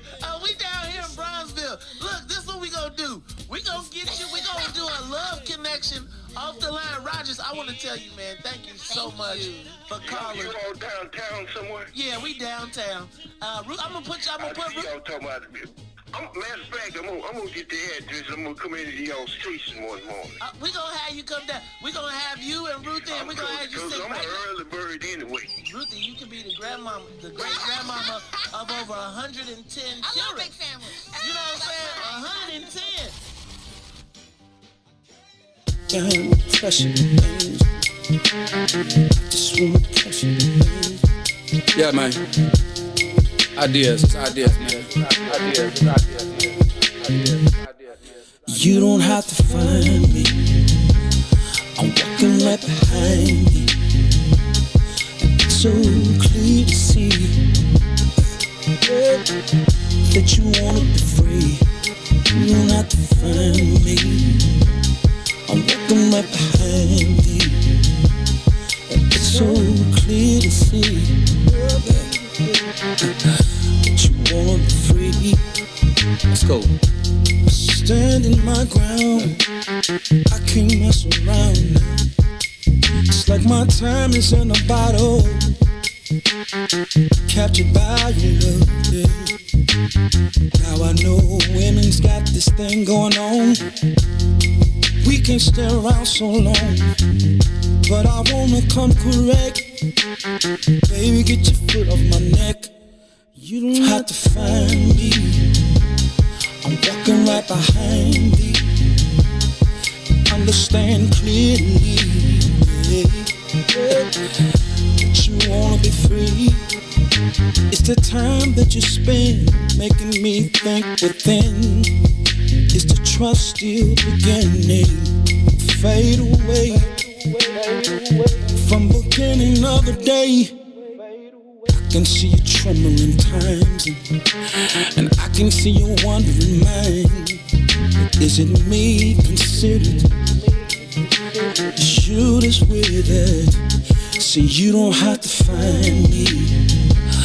I'm walking right behind thee. It's so clear to see, baby.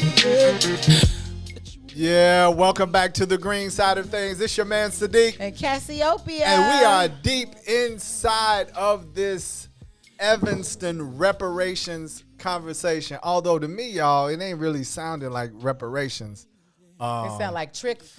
It sounds like a cluster. And we have our sister on. We have our sister Indona that is on with us. She is an activist. She is a mother, a wife, translator. She speaks about 13 different languages. You understand? She is the bomb. You hear me? And she's got a great sense of humor. That's why we don't get reparations, because black people exaggerate everything.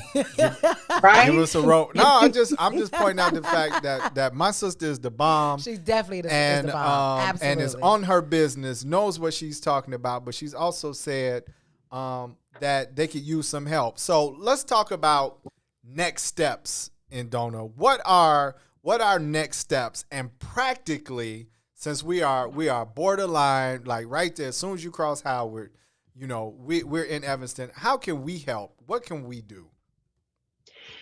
We definitely need support. So recently, about right before the most recent primary here in Evanston, we did a town hall specifically for the Black community to speak to all of the candidates. And we're doing another town hall this Friday with the remaining aldermanic candidates and the couple police officers and community leaders. This particular forum will be open to the public regardless of race. And the reason why we're doing this one for everyone is because we want people to actually hear what the Black community needs, what we want, what our demands are, from our mouths, not just some op-ed that they've read or, you know, some snippet from God knows where. We want people to hear from our mouths what we want. Yeah. We have a team of people that'll be posing questions. We'll also take questions from the community. But we really want people to get involved and hear what is taking place here in Evanston. The topics on the agenda are, of course, policing, health issues, community violence. There was recently another 2 murders last week here in Evanston, just a couple blocks away from my house.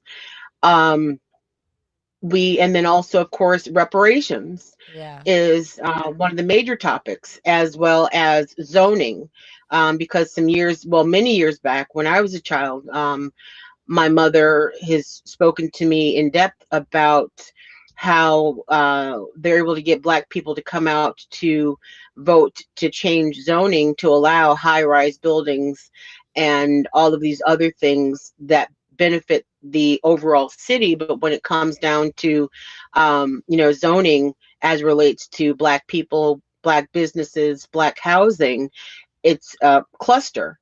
So that's another topic that we're going to be talking about. So we would definitely want people to, I can provide the flyer and the link to the Zoom registration so people could participate, to pose questions because people often believe that Evanston is this, this fairy tale land. I believed it was that when I was growing up.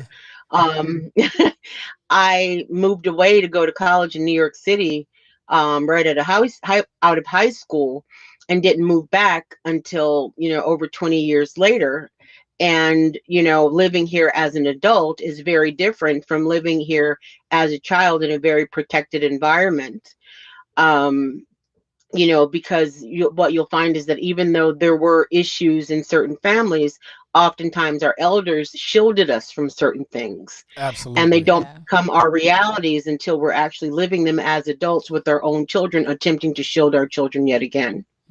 So we would like people to, register to participate in our Zoom and pose questions, about reparations, about, if Evanston is going to be seen as the beacon on the hill, why are there complaints by the Black community? What is the government of Evanston going to do to address these issues if we're going to continue to tout ourselves as, a shining light for the entire country to look at as, perfect progressive bliss, when meanwhile there's so much going on that is unseen and unheard. Wow. So let's stick with the positive, Indona. Just real quick, from you've been working on this, your colleagues, you are immersed in the understanding, the background, and where it is now. But what is, or let me phrase the question this way: what should the reparations look like? What are the favorable terms?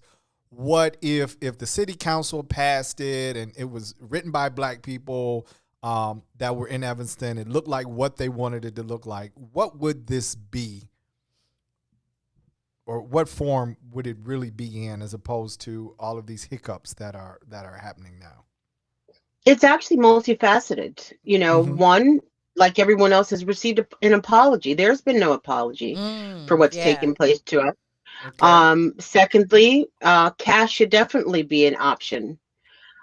Thirdly, housing is an issue that must be addressed, because we have foregone what could have been generational wealth for many families. And if they were able to acquire generational wealth, it's millions of dollars less than if they were to have had properties in a white neighborhood here in Evanston. So that absolutely needs to be addressed. When it comes to the housing, we do want that, but we don't believe that we should have to qualify for a mortgage. We also don't believe we should have to pay interest on a mortgage. Right. We should be able to have, purchase a property and just pay it. Yes, we can pay it over time, but we should not have to pay it as a mortgage to a bank. We should not have to do that. We also, when it comes to the economic development aspect, we feel that we should receive not just training and education on financial literacy, but also free education if we have folks that want to go to trade schools, colleges, or universities. We should not have to pay for that. We have Northwestern University, one of the most prestigious Ivy League universities in this country, right here in Evanston.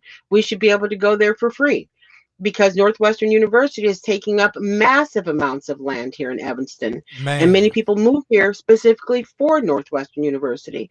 So we should be able to go there without having to pay for that education.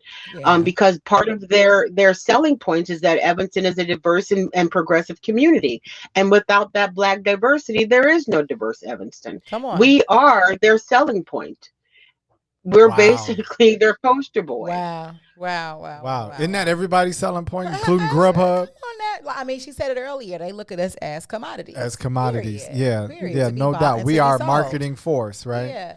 I have an idea. What's your idea, Cassiopeia? Real talk though. Okay. I'm being serious. Like I feel as though, right, because it's hard, because we have these complex beliefs within the Black community, maybe there's some type of election that we have as Black people, period, right? Same registration, go through the voting polls, and then there are, for every state, there's a set of organization that runs to be the leader of that particular state that represents Black people, but only Black people can vote on who their representative is from their state that receives these funds. And then I also think that only a portion of those funds should go to larger institutions for education and health and housing. And then the rest of it, like you said, is cash. Just like the stimulus check came in automatically into my account, cash is divided up evenly amongst the Black population in America, and then the rest of it goes to whatever we want it to go through the organizations that we choose. Cash money. Run. But no, that's perfect. My check. Yeah, that's Let's perfect. do it. Exactly like what you said. I think I'm loving this. I'm loving that, that you guys at least have this this Zoom that people can join. So please share that with us. I want to put it out there. This is something that hopefully doesn't conflict with any, show that I'm doing, because I would love to be on there as well. Because if it'll be Friday night at 7 p.m. Or I send somebody else. I send my hubby to go. I love and, watch it. Like, I sat on the policy. I was actually invited to speak on a policy push yesterday, which was really, really awesome. They bring your policy back? What? Listen. That's what my mom's trying to push here in Evanston. She was just like, well, talk to him about the policy. I'm like, Mom, AKA the Illinois lottery that was stolen. While y'all stolen tripping from though, Black people, and not, the not originators that, out of Chicago. And I'm not saying this, but if you need a number, call me this weekend. Listen, this is a mob. This is a mob country. Yes. All big institutions are backed by gangsters. Period. Kennedys. Okay, so and Donna, tell us, we want to wrap up. First of all, I just want to say thank you for spending your time with us. Also want to know if you'll come back and update us at some point. Sure, absolutely. Wonderful. And then also I'm doing an event Labor Day weekend. I didn't get a chance to say it, but I'm planning a concert to take place Labor Day weekend. But once everything is, concrete, I'll let you know. Man, please let me know. We're going to let the Green Side audience know. But tell everybody again as we wrap up how they can reach you. Yeah, where's that link to? Sure. How do I put it in? Can I put it in the chat? Yes. Yeah, absolutely. Please put it in the chat. Please put it in the chat. How do I find the chat? Because this is different from Zoom. Oh, yeah. We're on Facebook Live. So there is a chat inside of here. Right, a chat inside of What's in it for the Black People said media. Invite but you could call it out, and can we type it in, Cassie? Long? I could type it in if necessary. Yeah, it's one of those long ones. Oh. Let me see. Where's the Well, I'll tell you what we'll do. Facebook? Let's do this. Text if it. You can find my page. Or text it to you. Okay. Yeah, just hold on. Just find we're friends on Facebook. Just find my page. Yes, the show is up on my page, and then you can put the link in. We can put it in afterwards. It'll be there. Yep. It'll be there, and everybody will catch it. I'll put it right now. Okay. Yay. Okay. Wonderful. So listen, thank you so much. We appreciate you. We're going to bring you back. This was an awesome discussion. And, I want to give a shout out to your sister who made that awesome vegan African meal. And maybe when we come up to Evanston. Sylvie. You said what? Her name is Ma Sylvie. Ma Sylvie? Yeah, tell her we love her.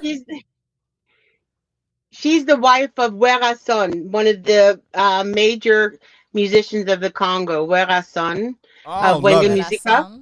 Yeah. WERRASON. Okay. And Just one last plug for myself. I'm running for the Evanston District 65 School Board. Oh, that's right. Yes. So if you know anybody in Evanston, Skokie School Board, I'm running for the school board that controls all the elementary and middle schools. Nice. Okay. So don't forget, send me that information. Drop it into my my messenger you have it, and we'll put it up. We'll put that information up as well. And real quick I'll question, definitely do that. sis. Yes. So I hear that you are born, right, in Evanston. But No, actually born in Harlem, the village of Harlem. Ow, okay, my bad. Okay. Because my dad was a jazz musician, and my mom was that's what I'm talking about. So, but your name says to me that it's West African.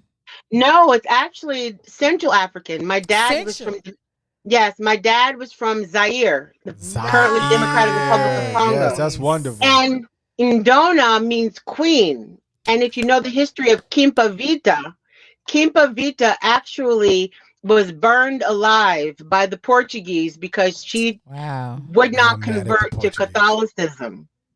Wow. So I have her spirit in me, so I can't be converted. That's so wonderful. And you The are ancestors always come back. definitely a queen. I just want to say that in front. So we have our sister Indona, who is running for District 65, right? That's the district. Evanston School District 65. She's running for the school board council. Yeah. She's an activist. She's involved in the reparations. Yeah. She's involved. She has children. She speaks 4 that languages. attend the high school. She speaks 4 languages. She was in investment. And I got a whole bunch of cousins. And she got a whole bunch of cousins. And if you drive up to Evanston, they will get in your Kirk Franklin. Come so on. listen. Come on. Exactly. So listen, we thank you so much. Thank you We so can't wait to much, have you sis. back and just give the family our love. I definitely will. Definitely will. And if you guys can have a chance to come to Congo this summer, I'll be there sometime in June to August. You know, doors wide open. Okay, well, we're going to correspond because we're definitely looking to head across the water. I'm supposed to go to, I believe, Nigeria and Ghana. So maybe we had to swing through the Congo. Yes, me too. Yeah, because it's not the same. I'm just saying, it ain't the same. No, especially if you're going to be there, it's going to be on fire. Absolutely. That's what I'm talking about. Nothing like having a friend in the Congo, baby. I'm there. Thank you, Indona. We love you. Thank you. You're welcome. Love you guys too. All right. Peace. Man, what an awesome conversation, Cassiopeia. Awesome. I'm all kind of pissed off at Evanston right now, though. Yeah. Not really. I You mean, know, because it's like white you get people this going look, white. They gonna white. White people going. That's my new thing. White people going white, man. They going white. It's in their DNA. Yeah. You know, so it's just like, okay, all right, that's okay. We just got to keep pressing forward, and they gotta need move help. them. And I mean, you know, it definitely, I guess, was kind of a too good to be true. I was so excited for reparations because it is a beacon of light. I get that it can't be the exact blueprint because every city has different derailing needs. it. But yeah, but that beacon and that inspiration and like, okay, they need to set the tone at least that, hey, y'all not gonna run this over. And it's cool. I'm glad that you were able to get her on today so that we can move this forward. And we're going to bring her back. But I believe there's another city in Atlanta. In Georgia, I'm sorry. Atlanta is a city. And I'd be big on that. I'd be like, in Georgia, that is doing something with reparations as well. Oh, yeah. So if somebody knows anything about that, drop it in the comments. For sure. Oh yeah, Maganiel, she's from New York, right? She's born in Harlem. He own it. He's straight. He East Coast, so that's our East Coast green side of things. Yeah. And shout out to the audience real quick. We got a couple minutes for Ron run us out of here, but we have people that are listening on the West Coast or watching. They're actually 2 hours back, so it's just merely like 1:52 where they're watching. East Coast, where Maganiel is, it's 3:52. So he's coming up on 4 o'clock. And then we got people that actually are in Atlanta and Florida. So check in. We love you guys for supporting the green side of things because we work really hard to bring you quality programming and great conversations that aren't just in the normal kind of trek of things all the time. So the reparations conversation from a local perspective is something that they're really working hard on in Evanston, but it's got some they need some help, like she said. Yeah, they definitely needed help. We got to be honest. So did she put that link into your? It's coming. I'll make sure that it goes in there because we need you all to like, comment, and share. Yeah, we'll put it back out. We'll put it back out Thursday. Yeah, but it will also be as you're sharing the show, even after the show is over. I love perpetuity. The show lives in perpetuity, and so the comments and all of that, you can check it out even after we are ushered out of the studio quietly by Ron. Yeah. Yeah, absolutely. He laughing, but he like, yeah, you got to go. You got to go. So, Cassie, I mean, it was a great conversation. Oh, I want to bring this up. We got a couple minutes. They released the report of, the investigation behind the Kobe Bryant tragedy. Mm-hmm.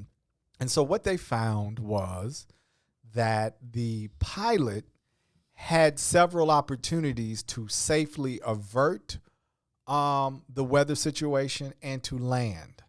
And what they surmised was, knowing that this pilot had a surmise what they think, right?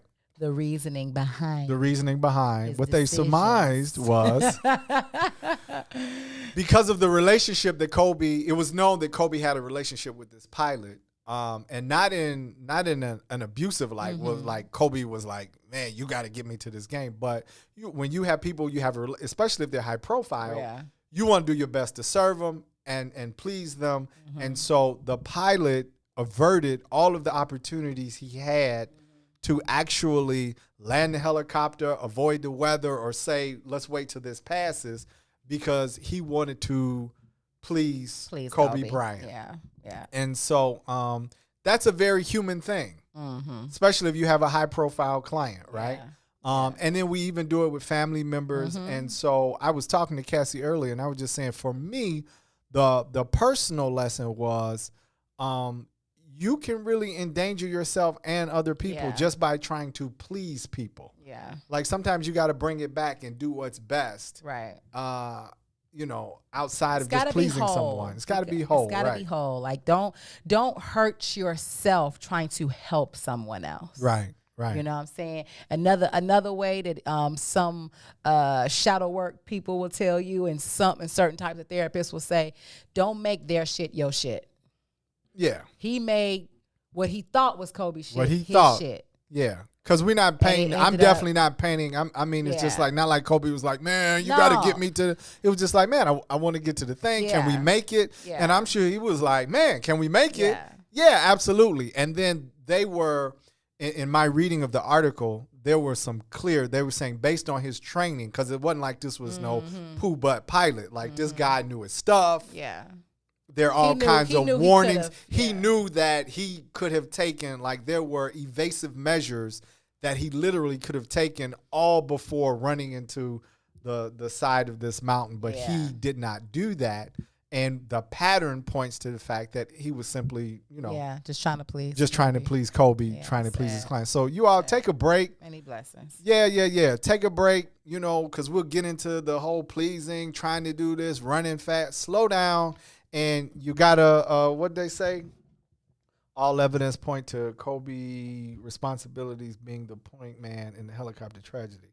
It looks like they did that sort of thing before. Yeah, I'm sure they did. But we and good point. But it's just we gotta look out for ourselves and everybody in the situation. We can't always rush to just please people. So that being said, great show. Cassie, thank you as always. Thank you. Ron, we appreciate you. Wiftaba viewing audience, we love you. Greenside, we are looking forward to Thursday. And you all take it easy. We'll see you in a few days. Peace. WIIF